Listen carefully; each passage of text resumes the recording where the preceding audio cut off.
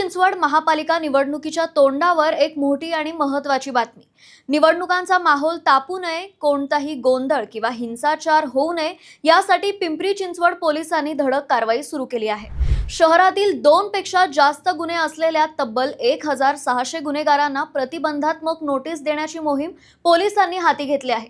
इतकंच नाही तर निवडणुकीदरम्यान वातावरण बिघडू शकणाऱ्या 159 कुख्यात गुन्हेगारांची स्वतंत्र कुंडली देखील तयार करण्यात आली आहे। यात धक्कादायक म्हणजे या यादीत काही राजकीय नेत्यांचाही समावेश आहे। पूर्वीचे वाद, समर्थकांची गर्दी, स्थानिक पातळीवरील प्रभाव आणि सर्वात महत्त्वाचं म्हणजे निवडणुकीत तणाव निर्माण करण्याची शक्यता, या सर्व बाबींचा विचार करून त्यांना या विशेष यादीत ठेवण्यात आला आहे। गुन्हे शाखेच्या गुंड विरोधी पथकाने या सर्वांना कार्यालयात बोलून प्रत्यक्ष तंबी देण्यास सुरुवात केली आहे।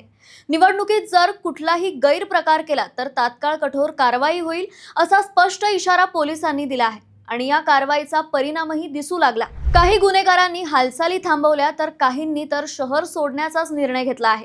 दरम्यान संवेदनशील केंद्रांचीही नव्याने छाननी सुरू आहे। हिंजवडी, सांगवी, भोसरी, वाकड थेरगाव आणि पिंपरी बाजार परिसरातील काही मतदान केंद्रांना अत्यंत संवेदनशील म्हणून चिन्हांकित करण्यात आले आहे।